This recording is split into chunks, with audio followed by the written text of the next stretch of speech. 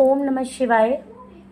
हम शिव पुराण का रुद्र संहिता का अध्याय 13 पढ़ रहे थे। अध्याय 13 का वो पहला पार्ट था। मतलब अध्याय 13 के दो चरण हैं। तो पहला चरण हमने पढ़ा था, अभी हम दूसरा चरण पढ़ रहे हैं।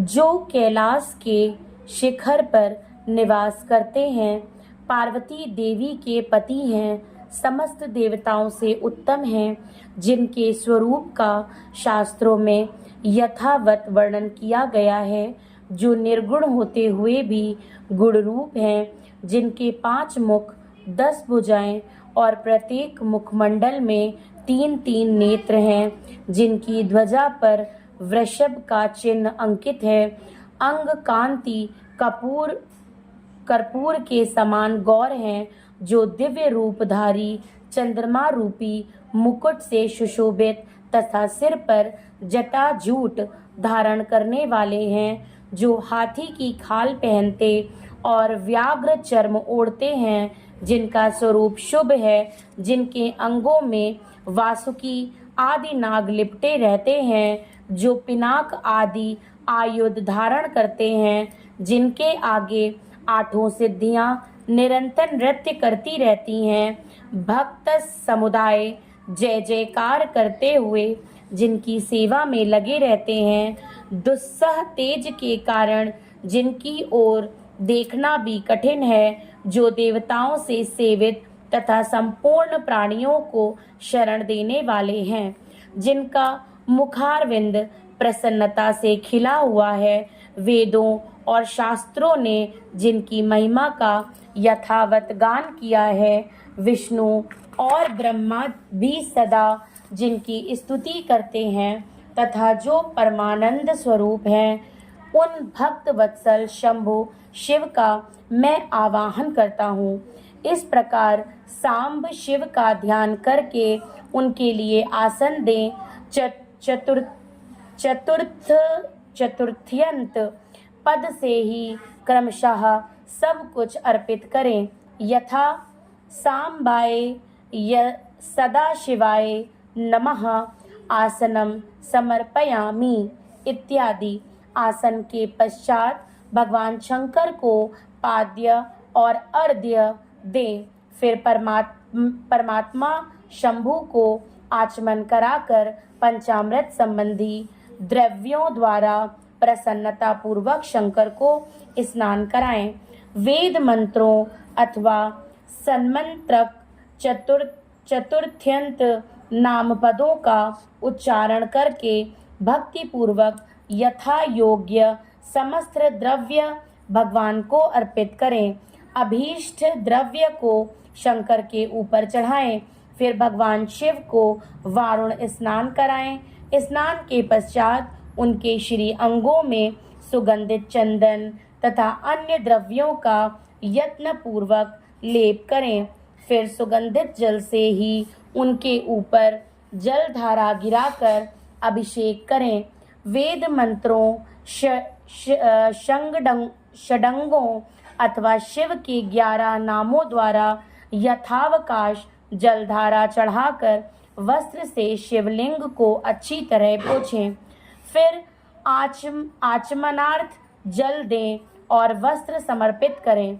नाना प्रकार के मंत्रों द्वारा भगवान शिव को तिल, जौ, गेहूं, मूंग और उड़द अर्पित करें। फिर 5 मुख वाले परमात्मा शिव को पुष्प चढ़ाएं। प्रत्येक मुख पर ध्यान के अनुसार यथोचित अभिलाषा करके कमल, शतपत्र, शंख पुष्प, कुश पुष्प, धतूर, मंदार, द्रोण पुष्प यानी कि गुमा, तुलसी दल तथा बिप्लव पत्र चढ़ाकर पराभक्ति के साथ भक्त वत्सल भगवान शंकर की विशेष पूजा करें। अन्य सब वस्तुओं का अभाव होने पर शिव को केवल बिप्लव पत्र ही अर्पित करें। बिप्लव पत्र समर्पित होने से ही शिव जी की पूजा सफल होती है।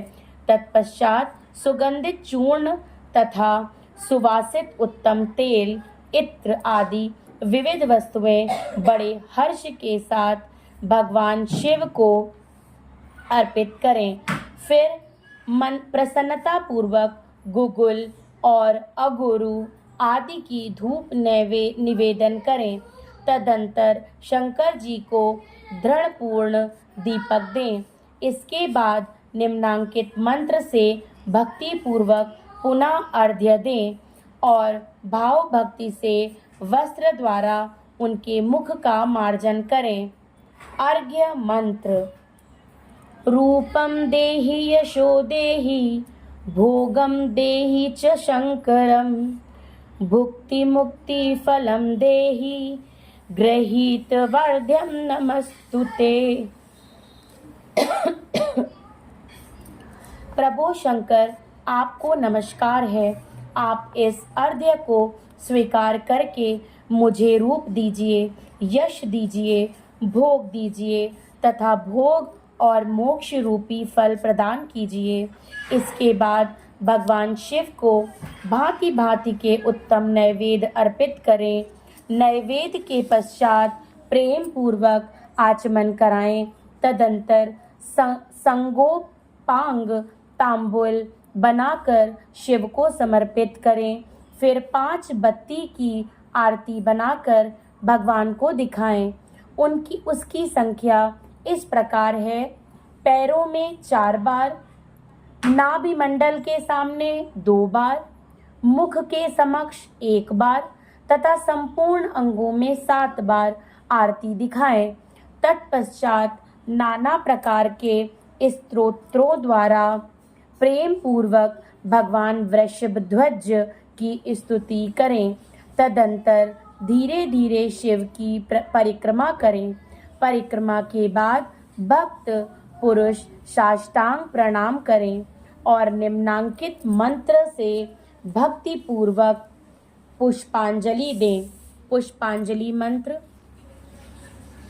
अज्ञानदितीवा ज्ञानदे घत पूजादिकं मया कृतं तदस्तु सफलं कृपया तव शंकरं तावकस्तत्त्वद्वगतप्राणस्तवच्चितो अहं सदा मृड इति विज्ञाय गौरीश भूतनाथ प्रसीद मे भूमौ रखलित पादानां भूमिरेवाव वल्लभनम त्वयि जाता पराधानां त्वमेव शरणं प्रभो। अध्याय 13। शंकर, मैंने आज्ञा से या जानबूझकर, अज्ञान से या जानबूझकर जो पूजन आदि किया है वह आपको कृपा से सफल हो, आपकी कृपा से सफल हो। मृड, मैं आपका हूँ, मेरे प्राण सदा आप में लगे हुए हैं, मेरा चित्त सदा आपका ही चिंतन करता है। ऐसा जानकर हे गौरीनाथ, भूतनाथ, आप मुझ पर प्रसन्न होइए। प्रभु, धरती पर जिनके पैर लड़खड़ा जाते हैं उनके लिए भूमि की सहारा है। उसी प्रकार जिन्होंने आपके प्रति अपराध किए हैं उनके लिए भी आप ही शरणदाता हैं। इत्यादि रूप से बहुत बहुत प्रार्थना करके उत्तम विधि से पुष्पांजलि अर्पित करने के पश्चात पुनः भगवान को नमस्कार करें। फिर निम्नांकित मंत्र से विसर्जन करना चाहिए। विसर्जन। ईश्वरस्थानं गच्छ देवेश परिवारयुतः प्रभो पूजा काले पुनर्नाथ त्वया अगंतव्यमादरात्। संस्कृत थोड़ी वीक है, जो भी गलतियां हो उसके लिए क्षमा प्रार्थी हूँ, क्षमा करें। देवेश्वर प्रभु, अब आप परिवार सहित अपने स्थान को पधारें। नाथ, जब पूजा का समय हो तब पुनः आप यहाँ सादर पदार्पण करें। इस प्रकार भक्त वत्सल शंकर की बारंबार प्रार्थना करके उनका विसर्जन करें और उस जल को अपने हृदय में लगाएं तथा मस्तक पर चढ़ाएं। ऋषियों, इस तरह मैंने शिव पूजन की सारी विधि बता दी है जो भोग और मोक्ष देने वाली है। अब और क्या सुनना चाहते हो? यहीं पर हमारा अध्याय 13 का खंड 2 भी समाप्त होता है।